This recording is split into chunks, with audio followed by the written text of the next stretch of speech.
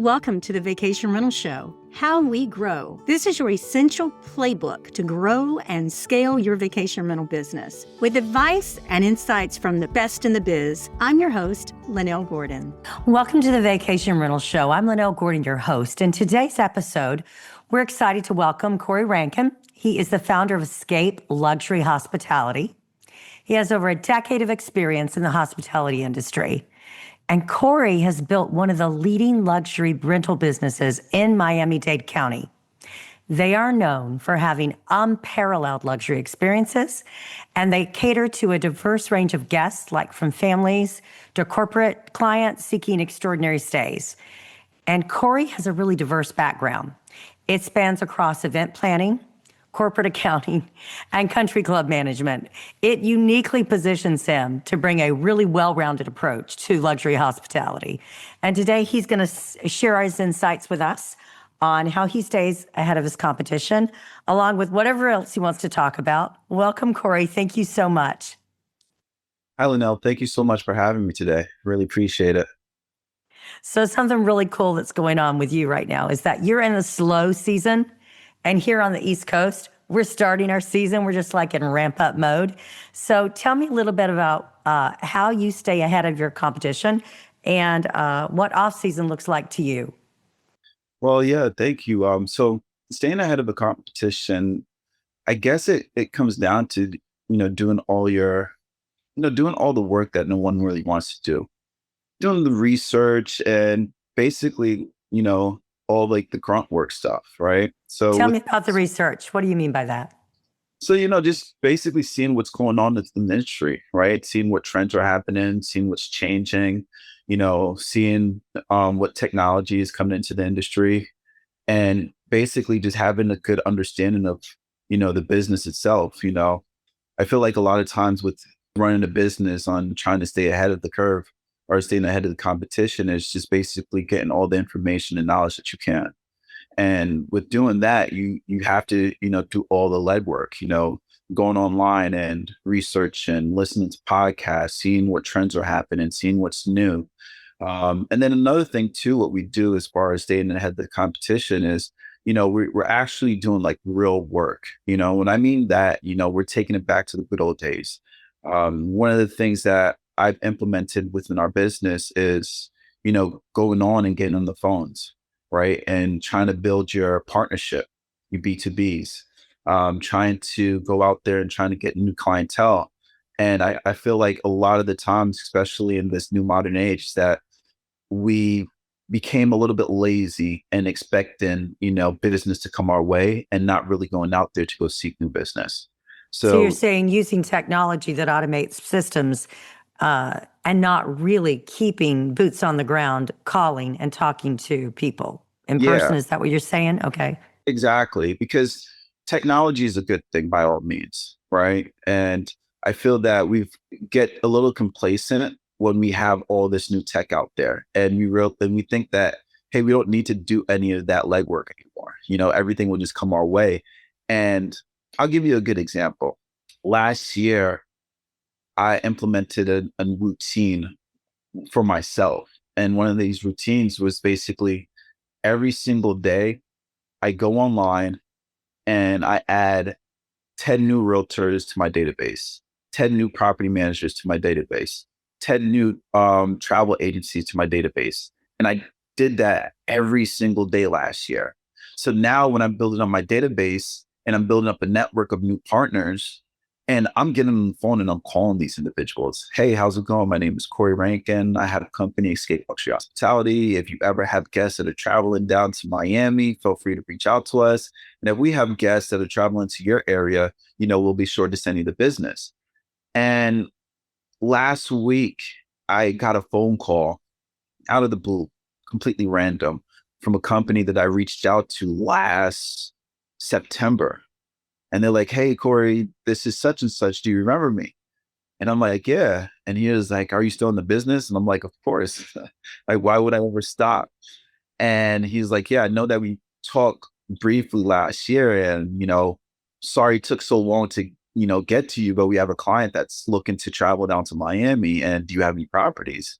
And I realized, in life, some of the seeds that you plant, you won't see the benefits or the fruits of the seeds that you plant right then and there, but over time you will. So staying ahead of the competition requires you to do that legwork, to do all the manual hard labor work that nobody really wants to do. And I feel that, we get complacent because we just look to tech to just do everything and automate everything. Like especially now AI, you know, um, a lot of these companies are trying to push AI into everybody, and you're removing the human factor. And by doing that, it's like I'm leaving the success of my company to AI. No, I need to get my hands dirty. So to give you a more condensed answer, get your hands dirty. Do that do the hard work. That's how you stay ahead of the competition. I love that. It's really interesting because I think it plays across industries. For instance, even in real life, like my son just graduated, he got a certificate to do X-ray technology, and he's looking for jobs. And so the suggestion is, sweetheart, go to Office Depot, get 100 green manila envelopes that kind of stand out in color, put your resume in, and go to everyone in the whole area here that does x-rays and just hand them out. So, I mean, he's literally doing that. In addition, he has career services at his college that does all this too. But I mean, there is no substitute for hands-on, boots on the ground, looking for people and looking for guests to serve our businesses. So I agree 100%. It just goes to show that those things that we learned when we first got in the business, we shouldn't throw them aside because we have technology that does it. We definitely should follow up and see what we can do better on it, even if it's marketing and that type of thing. So tell me other things that you've implemented in the last year that you've seen success from. Yeah. So another thing too is building out systems.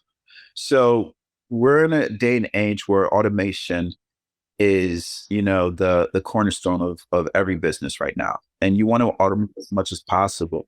And the reason being is because a lot of things do fall between the cracks. And if you don't have automations built out within your business model, it's definitely going to hurt you. It's going to cost you to fall behind on a lot of things. And it's not going to help you um, grow the business the way that you want to. So one of the things that, I focused on in the past year or so was building out systems and then creating automations to have the business run on its own, to where I could focus a lot of my attention on things that could help, you know, um, grow the business. One of the things that I've focused on implementing in regards to automations is building out a robust CRM system. And when you have a robust CRM system, it's a way for you to always stay engaged with your clientele, but it also helps with your marketing to make sure that, you know, you have that consistency. You know, consistency is very important, especially in this industry, is because everything it comes down to like a snowball effect. It starts out small, but the more consistent you are and the more that you keep pushing at it, things will, eventually grow. Like you said, with me trying to fix this background, you said you love how I was so consistent on trying to make it work. Well, that's built in my DNA, trying to be consistent and trying to utilize, different softwares and tools to help, with my automation with the business and being consistent. I think that persistence is incredibly important in business. It doesn't matter what business you're in, and especially as an entrepreneur, we just don't give up. We keep going and keep going, keep going. Exactly. Let me ask you this. So you guys are really well known in the Miami luxury vacation rental market. So what strategies have you implemented that would help you adapt your business? Because it is really quickly evolving. Like you're talking about AI. AI is like what AI was last year is not what AI is today. It's like crazy how quickly these different technologies are evolving. So tell me how you've adapted what you're doing to your business as far as AI. Yeah, we are definitely utilizing AI as much as possible. We're not trying to push it so much to where it becomes, the full identity of the business, right? And I feel like you have these companies out here that are trying to push AI to where they remove the human factor. And I'm kind of on both sides of the fence when it comes to AI, right? I believe that in the luxury space, you need that human factor. And you need that human factor because you want to make everything personable. But at the same time, AI can definitely help you in regards to building out your system, strategizing. And then also, too, there's going to be moments and times where a human is not available and you need to be able to respond to things.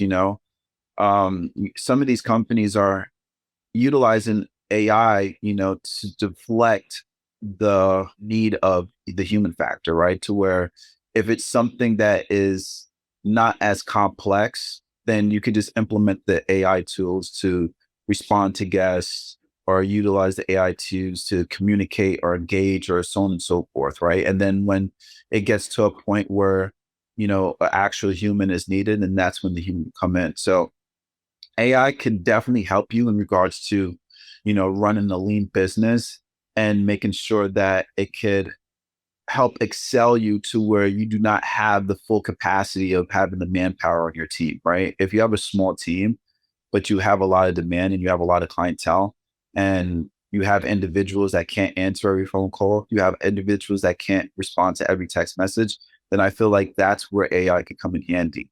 But trying to, you know, shift your business completely towards AI, and then it's not luxury. Luxury requires human people. It requires the human factor. It requires somebody that's going to give you that personal touch and have that emotion and everything. So I, I I would like to say that, you could have that good balance between having AI, but still have that, human factor within your business. Let me ask you this, because you deal with very high-end clientele. How do you compete, especially in Miami-Dade, with the high-end luxury hotels? How do you compete with them and get clientele? To be honest with you, it comes down to who you're trying to reach, right? So, and letting them know or understand the value that they're getting. So, the way that you compete with the hotels, you simply let them know, like, hey, listen, you're getting more value with your money staying at one of these luxury properties as opposed to staying at a hotel. Right. So if we're identifying a client, which is a high net worth individual, some of the things that they're looking for, they won't be able to get at a hotel. Privacy. They're definitely not getting that at a hotel because a hotel has over 1,000 people that are staying at the property, the same time you are. You know, Dedicated service. If you need something immediately, that hotel has to go through a number of different clients that staying at the hotel before they could get to you. And then the overall experience is at staying at a house in comparison to staying at a hotel. You don't want to be in a pool where there's 500 other individuals in that pool. You don't want to be in the restaurants when there's 1,000 other, people at the restaurant. You want that, that privacy, that luxury. So the way that we compete with the hotels is that we just have to um, focus on that luxury factor, the privacy and add in value where hotels simply cannot give you that value. And then from a cost perspective, it's more advantageous to stay at a private property as opposed to stay at a hotel. You know, if you compare it to square foot wise, I can get you a 3,000 square foot property that's going to cost you $3,000 or $4,000 a night.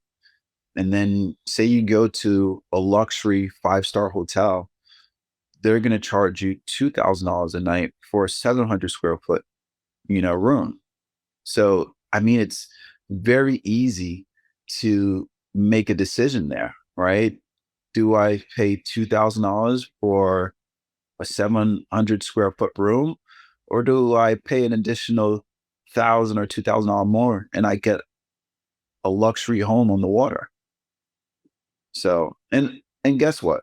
most of the hotels, they see that the vacation rental industry or market is taking away a lot of market share from them. And that's why a lot of the hotels are starting to tap into the vacation rental industry itself, because they know it's very hard to compete with us. They know that what value that we bring and offer, they can't do it by offering a hotel room. What's your favorite part of what you do? My favorite part, oh man, it's a lot of it. I love guest experiences. I love creating or curating guest experiences. Um, I feel that when you're able to create a vacation for somebody and you're able to create an experience for them that is just going to stick with them forever, I feel like that is the reason why I got into this business, creating, memorable moments that last forever. Tell me about some of those. What are some of your experiences that you've seen that some of your favorites that you've been able to curate? Oh man, you have experiences that you create for families, bachelorettes. Um, One experience I was able to create, this was a couple years ago, and it was an NFL client that stayed at one of our properties. And this client was getting married. So he wanted to put together a weekend for a bachelor weekend. But the twist to it was that he was doing his bachelor weekend with his wife. So it was a bachelor and a bachelorette weekend. So it's like, how do you prepare for that?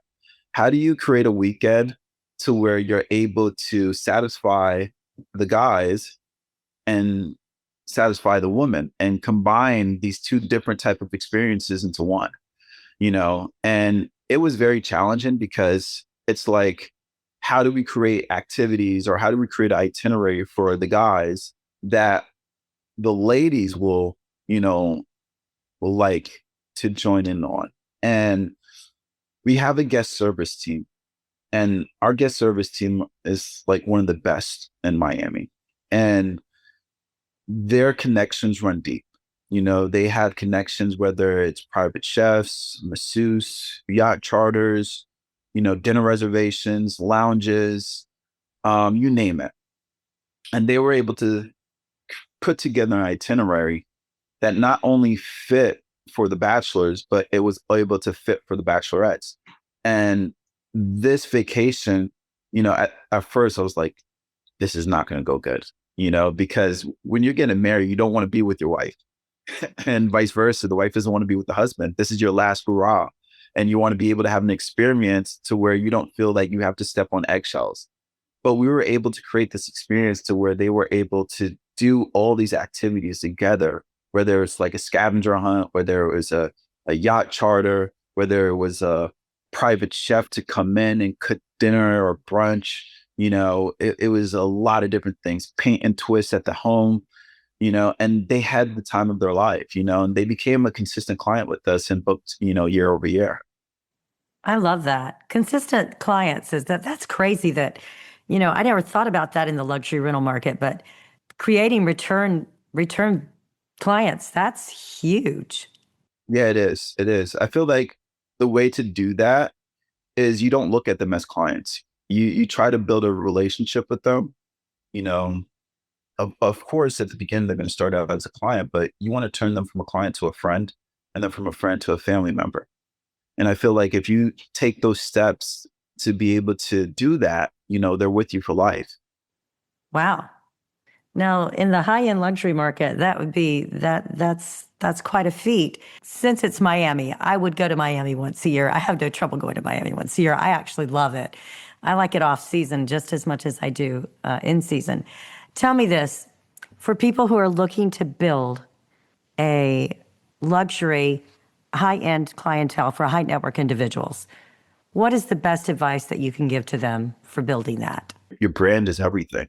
You know, luxury, I believe a lot of companies, they try to identify luxury as, a certain price point, right? And trying to get high net worth individuals. If I say my property is $20,000 a night, I'm in the luxury market. That's not necessarily true. You could have an $800 home and it could be in the luxury market. And to do that, you have to focus on brand, and then you have to be able to focus on the quality of the homes that you have and the services that you provide, right? Luxury is not just a name, it's a culture. It's your identity, it's who you are, it's your habits, it's how you operate, from how you engage with your clients, how you serve them, how you tend to all their needs, and how you make them feel comfortable. So luxury is more of an experience as opposed to just a title. And I feel like a lot of people forget that. That's why, with our company, with rebranding, we don't like to use escape luxury hospitality. We just want to use escape.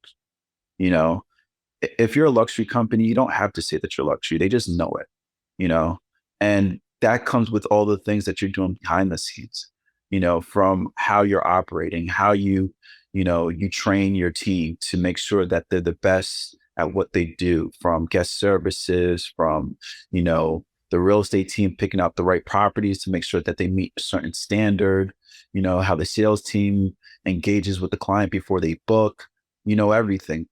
It's everything that you do behind the scenes that could give you the luxury identity. And trying to go after those clientele, it's just like you have to meet them where they're at.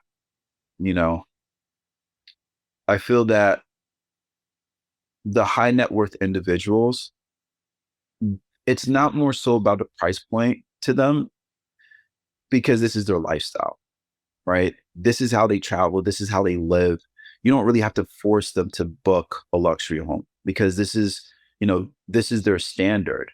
So, and finding those clientele, it's one, focusing on, you make sure that the brand is good, make sure that you have all the good services, make sure that the homes that you have are quality, and then reaching out to the different networks like B2Bs. Instead of me putting $1 million into marketing and everything like that, why don't I just reach out to concierge companies and travel companies that have these clients and say, hey, listen, we're a trusted partner that you can rely on every step of the way. So whenever you have clients, reach out to us, making sure that, we're just meeting these people where they're at, and not trying to just, pull them to our business, just meeting them where they're at, and then just showing up and just making sure that you're consistent every step of the way. So I have this idea in my head because I follow this luxury. She's basically a travel agent for high net worth individuals, and she shares her phone calls. She's a big thing on social media, but she gets calls like, the lady got to the room and she's by herself. She's getting over a breakup or whatever, and she's ready to move on. And it's a high worth individual, and she has 2 robes on her bed, and she's calling to complain that there were 2 individually embroidered robes on her bed rather than 1. You knew it was a single weekend. It was just me. So why do you have 2 robes there? Do you have people literally that do that type of complaining that is like normally we would consider that like inane or just ridiculous, but do you have that type of thing that happens with your high luxury individuals? I mean, we live in a world where everyone complains about everything, right? And I don't mind it at all. Listen, here's the thing, and this is what I tell my team. You never know what somebody's going through in life. And they could come on a weekend and they could complain about everything. They could be rude, they could be disrespectful, and it doesn't really have anything to do with you per se. They're just going through a rough time in life. They could have got fired from the job. They could have had a bad breakup. And this getaway is everything for them. And yes, we do have scenarios where clients could be, very disgruntled, and they could complain about every little thing, but it's our job to kind of allow them to escape from whatever reality that they're going through at that point in time. So I tell my team, I'm like, listen, whenever you have guests that are complaining, if they're being difficult, it's your job to change that feeling for them. And by providing the utmost exceptional hospitality services that you can, and getting them to forget about whatever troubles that they're having. Like, we've been there, I've been there, you've been there. We've been in situations where we just had a horrible day or stress, and we're just going through life's issues and problems. And, sometimes we may not realize that we're just being negative and we lash out on certain individuals and people. And we have to understand that that's life, right? So with our guests, if they're having a bad time, if they're complaining, put on a smile and just try to challenge yourself to say, you know what? My goal this week is to make this person happy. Is to make them laugh. Is to make them forget about whatever problem or issue that they're having and turn their negative into a positive. So that's a focus. And then another thing too, what I do with my team, I tell them when they travel and they go to hotels, and this is something that could help, you know, constant training, right? I tell my guest service team, whenever you travel, go to a hotel and be disgruntled and see how they respond to you and take notes. Go to a hotel and don't even talk to anybody and see how they are as far as keeping in communication with you and engaging with you. And take all these different experiences when you're going and traveling and try to apply that to what you're doing to either improve or just to see what your competition or what other companies are doing to help you out so you could be better at what you're doing. Built by property managers for property managers, Streamline is a powerful software that gives managers enterprise-level capabilities to drive more revenue and improve operational efficiency. Migrating to Streamline allows property managers to gain functionality while reducing the need for multiple vendors, improving flow by logging into a single system and reducing redundant technology costs. With Streamline, property managers achieve revenue lifts by leveraging our fully fledged communication center, reservations quoting system, revenue management tools, homeowner acquisition CRM, and powerful direct OTA connections. Streamline also has industry-leading trust accounting and report capabilities to give you clarity in an overall company performance. Learn more about Streamline Vacation Rental Software at streamlinevrs.com. So spoken like a true hospitality professional, you're loving on them and trying to help them feel better if they're complaining. That's a really great way to turn the way that you look at it around, and I think to the fact that you're looking at luxury as an experience and not as are the sheets a certain count? Is the house this particular standard? You're actually creating the experience to be a luxury experience for them for whatever it means to them. Exactly. That's really interesting. Because the other things it's the bare minimum. It's the standard, right?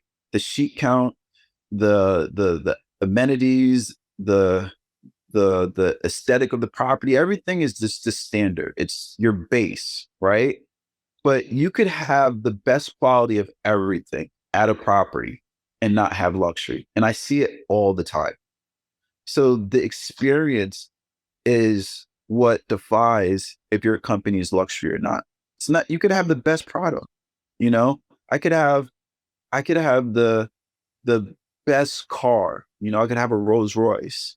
But if I go to the Rolls Royce dealership and they treat me like junk, I'm going to Bentley now.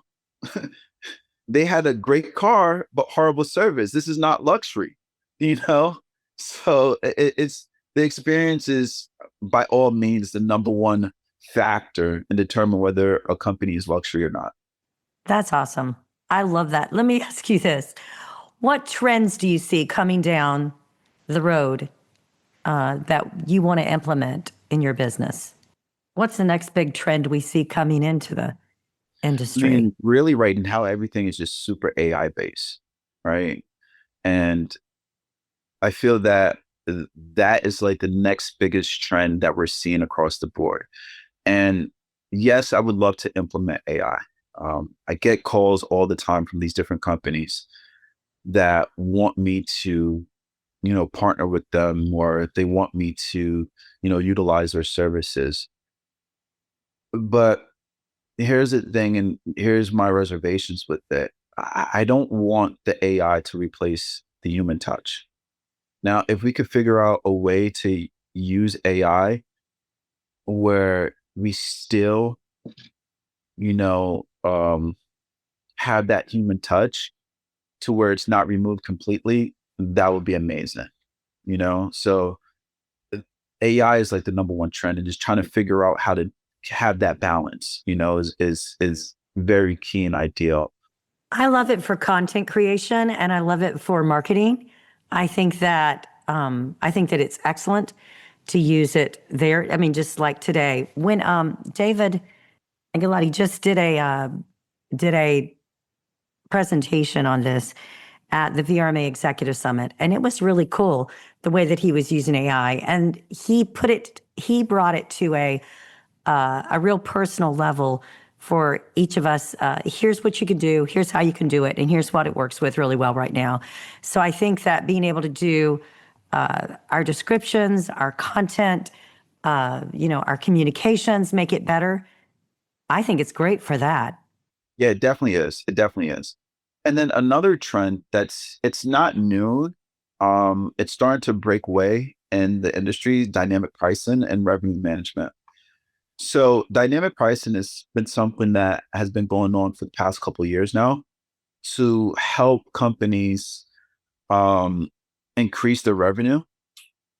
And then the revenue management aspect is fairly new. And this trend, if done correctly, could definitely take your company. It could just rocket fuel your company if done right. So I've been give you a little insight. So I've been interviewing a ton of different revenue management companies to help with our dynamic pricing. And one of the things that I've noticed with a lot of revenue management companies is that their approach to it is not as in depth as it should be, right? And they're just doing the quick and easy way of, hey, we have dynamic pricing. Let's, adjust our rates a certain way and let the algorithm run, right? And they're basing everything off of, the data and the information that is allotted to them, to the public. There you go. That's allotted to them. That's the key right there. What their data is to be able to do that. Yeah. Exactly. And then you don't really have revenue management companies that are taking a deep dive. You have to talk to. I'm going to give you some people to talk to at RevMax. I'm going to tell you a person that I highly recommend. She gets it. I've talked to almost every person in the revenue management, department within this industry. Sarah with Revzen, she is a genius and she gets it. I want you to talk to Maureen Schilling at RevMax. Yeah. Have you met her? No, I haven't met her. Okay, so Maureen Schilling. Now I've met a bunch too, so I will take your recommendation to hand. I would tell you that Maureen Schilling, I would put her up against anyone in revenue management. Yes, that's all she's done her whole career. She started out in hotels, which is where this started out to start with. Yeah. So, my family's property management company, they meet once a week with the RevMax, with people at RevMax. I think my sister meets with Desiree Garcia, as opposed to Maureen. But they're both geniuses at this. So when you find a genius in revenue management that will do a deep dive, and they actually will consider not just the data they're looking at, but they're also looking at what's happening in your area as a whole, and what's happening with you personally, your business compared to your other businesses in the area. Exactly. They do a really, really good job. So just saying. Well, I'm going to have her reach out to you, Kory. I agree. And the thing is, with revenue management and dynamic pricing, there's so many nuances, right, that we have to take in consideration. So if you ask any regular revenue management company, what they're going to tell you is like, oh, we're scraping the data from Airbnb and VRBO. We are adjusting for seasonality, and we're looking at demand, And that's it, right? But there's so many other factors that we have to take in consideration. What's going on in the economy? We have to look at that. We have to look at what the interest rates are. We have to, even right now with tariffs, a lot of people are not spending like how they used to spend. We have to see what's going on with foreign policy and if people can travel the way that they used to freely. We have to factor in, homeowner expenses and costs. For instance, one revenue management company that I work with, they were just giving me the bare minimum. They were using a dynamic pricing tool and they would check it and then they would just look at whatever the algorithm was pushing out. So if, say, your rates were $5,000 a night, it would say, oh, this is a poor rating. And you're like, $5,000 a night is cheap for this house. So I had to ask them, I said, listen, what are you guys, what are the comparisons? And based off of that, let me know everything that they are so far behind when it comes to revenue management. And a good You're talking about comparisons. You're saying, what are you comparing this property to? Which properties are you comparing my property to? Okay. Exactly. So I'll give you an example. So I asked the revenue management company and I said, hey, listen, you're utilizing the dynamic pricing, whatever tool that you utilize. And right now, check this property. And I gave them one of my properties. And I need you to run it through the system and send me what its feedback. They ran it through the system. They said, oh, your price is extremely too high. So I said, okay, show me the property that you're comparing it to. And what it does, it says, let's take this 8-bedroom property and compare it to whatever other 8-bedroom property. And that's that. Right. It's not taking into account all the amenities, the location, and no, I know.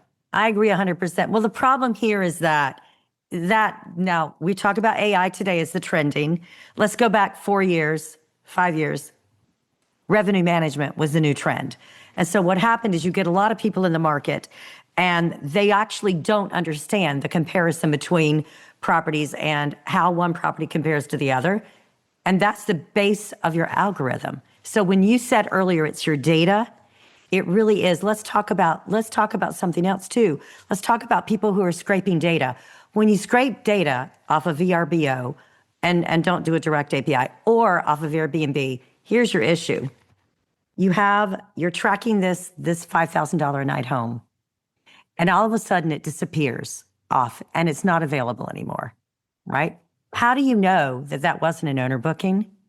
How do you know that wasn't a maintenance block? How do you know that it actually rented for that amount? Because you've scraped that data.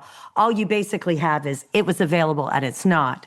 So that's a real issue with revenue management and with pricing tools.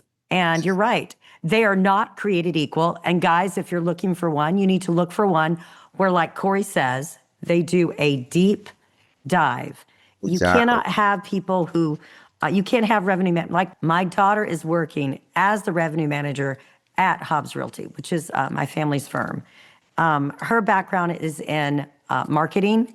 But here's the thing, when we got this new trend for revenue management and everybody's like, you need a revenue manager.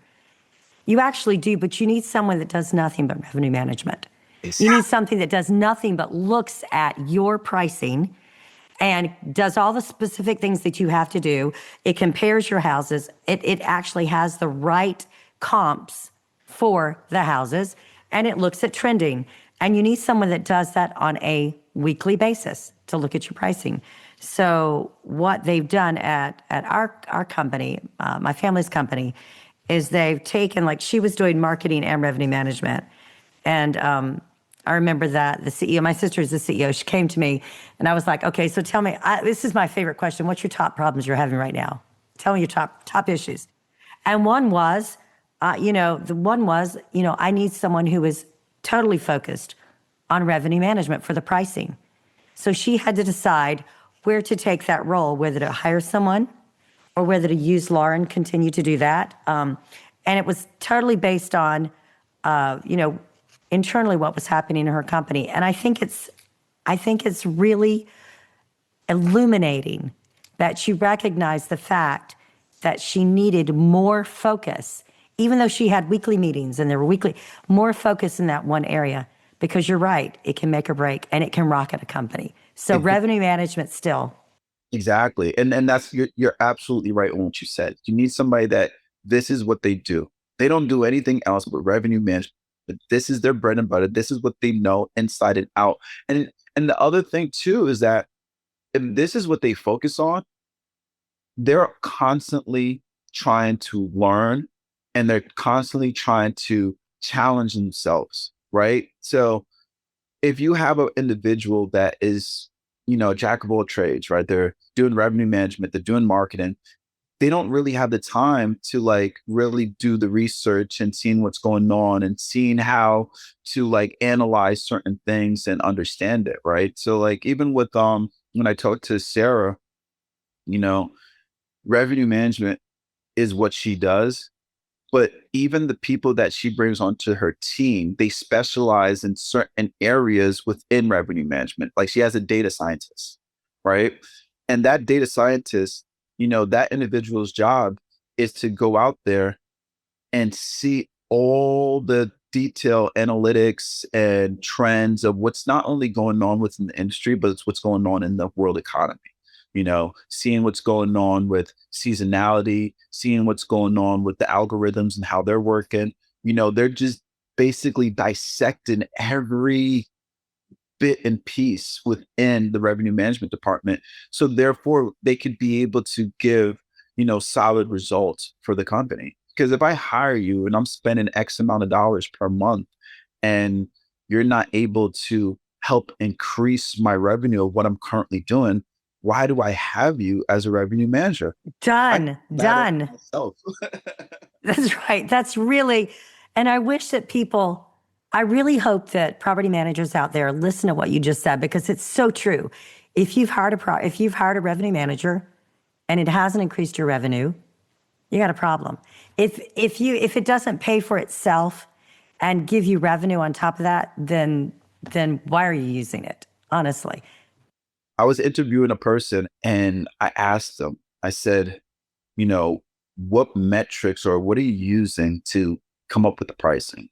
And his response was data. I'm like, okay, what else are you doing? It's like, all you need is data. And I'm like, okay, what data are you utilizing then? Where are you getting this data? I'm utilizing the dynamic pricing tool. That's where I'm getting my data. And right then and there, I just like, okay, this is not going to be a good fit for me.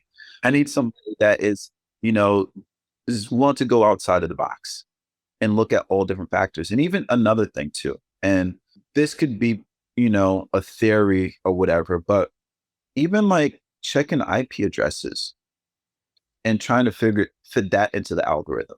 So I could be wrong about this or I could be right, but I think with airlines, sometimes where you're looking for a price for a flight and you see a certain price, and then you could have another individual that's looking for that same flight, the price is a lot lower. And it's like, why is that? This is where data scientists come involved. And this is where, your tech team comes in. And maybe sometimes pull in certain IP addresses, right? It's just like the algorithm. If I go on Google and I type in something, I'm going to see something completely different from what you see if you type in the same exact thing. Right. So if we take it a step further and utilizing technology to where it's like, okay, let's make sure that we're putting certain price points to certain eyes that are searching the internet. If we're going to advertise a $10,000 home to a person that their household income is $40,000 a year, they're not going to book.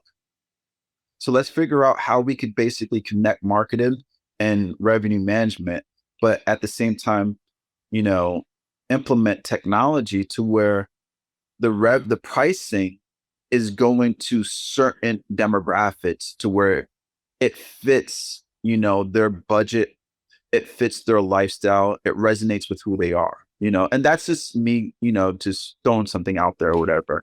So that's putting AI in revenue management, which is really important. I think that's an important thing because even today, Like I have a tool that I use in our nonprofit that based on your IP address, so it's based on your location, it will offer you different options as far as how much to give.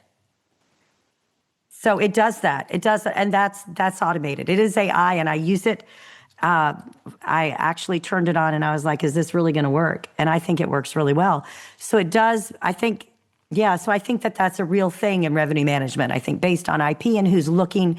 Think about this: if you go look for a price for a flight, like I search prices for. I do a lot of travel, so I know that I have to clear my cache. When I go back in, I can get a different price based on, whether I'm looking through Google for it or if I'm looking through American Airlines, which I like to travel American.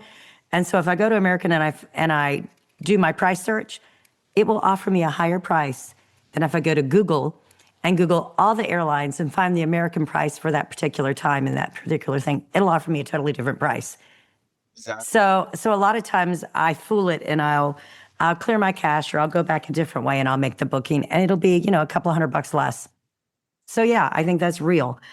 Let's end with this. Tell me your favorite story that you have, your favorite story for your guest experience or owner experience.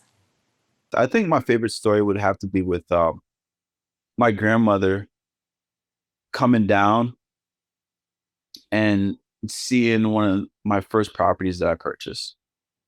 And so my grandmother is my biggest inspiration.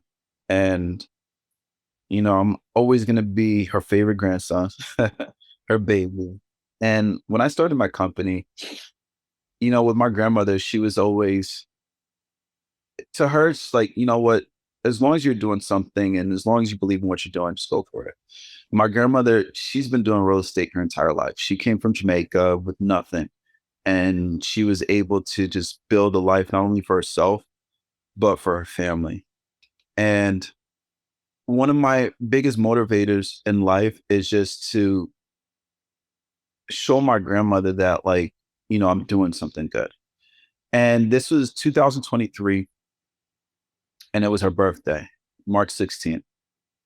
And for the longest, I've always wanted to take her on a vacation somewhere, whether it was Turks and Caicos, Bahamas, somewhere where she could have a great experience and stuff, right? And every year I was always trying to plan a family vacation for my grandmother's birthday. And when we get closer to the date, everyone just drops out. My aunts, cousins, brothers, sisters, everybody just drops out. And I'm never able to take her on a vacation. And 2023, I was like, I own a house in Miami. She lives in Georgia. Okay, we can't go to the Bahamas or can't go to Turks and Caicos, but save myself the money and just have her stay at my house that I purchased. And I flew her down with my aunt. And then my other aunt came down with her husband. And the first night had a private chef. And she's Jamaican. So we had the private chef cook a lot of Jamaican Caribbean food. Then the second day, I had a nail tech come in and do her nails, and just did the whole pampering, nails, hair done, everything. The third day, I took her on a yacht ride, and this is her first time ever going on a yacht. And we went around the entire intercoastal. We were on this boat ride for like 5 hours, and she had the time of her life. And what made this trip like so amazing, it wasn't the fact that, we had all these different experiences from a private chef, from the nail tech, the hairstylist, from going out to dinners, the yacht. At the end, she was like, I'm proud of you. And it meant a lot because as a kid, you're always trying to show your parents or your grandparents, like, hey, look at me, I'm doing something, or pay attention to me, or this is real. And for me to be able to not only give her a good birthday experience, but for her to say out of her mouth, "Hey, I'm proud of you. You're like, this is a real thing." Because in the beginning, it's like, it's your kid. You have a business. Okay, whatever. Yeah, right. Yeah. Just stay out of trouble. And for her to actually come to Miami and physically see it with her own eyes, and my aunt see it, and they're like, wow, like this is not something he's just talking about. Because, the aspirations of entrepreneurs, we're always in idea mode, and we're going to do this, or I have this going on, or I'm going to be big, or I'm going to be great. For them to actually come down and see it. So I was like, I may have not been able to take her to Turks and Caicos. I mean, that trip is coming soon, but for her to come down, come to Miami, have the time of her life, stay at the property, and the same services that I'm giving to multi-billionaires and high net worth individuals, I was able to give her the same service and the same treatment as if she was a multi-billionaire, That's adorable. I love that story. and for her to come out of her mouth and say, like, I'm proud of you and this is a real thing, it meant a lot to me. So yeah, that's my greatest experience within this industry. I love that. I love that. I love that she was your inspiration and that she's been doing real estate all these years. Kory, if people want to reach out to you to talk to you, how would they reach you? They could reach me on LinkedIn. Kory Rankine, my full name. They could go to our website, escapelux.com. And I love to talk. I was just talking to someone yesterday. I love to brainstorm. I love to talk about, everything hospitality, vacation rentals. I welcome all conversations. Whoever wants to talk to me, whoever wants to reach out, pick my brain, and vice versa. So I could pick their brain, so I'm happy to speak to whoever. Well, thank you so much for being on the Vacation Rental Show. I'm really happy to have you. It's really great to talk to you. And I wish you the very best of luck in what you're doing. I think you're doing a great job. Just keep on keeping it. And I know you will. You're like one of the most persistent people I've ever met. So good for you. I appreciate you so much, Lynell, and thank you for having me on your show. This is amazing, and I love speaking with you every single time. So thank you so much. A lot of fun. Yeah.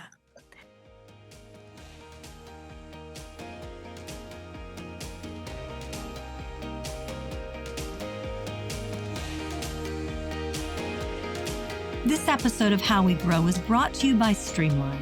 To find out more about how Streamline can help grow your vacation rental business, visit streamlinevrs.com. Make sure to search for How We Grow in Apple Podcasts, Spotify, and Google Podcasts, or anywhere else podcasts are found, and hit subscribe so you never miss an episode. On behalf of the team here at Inhabit, thanks for listening.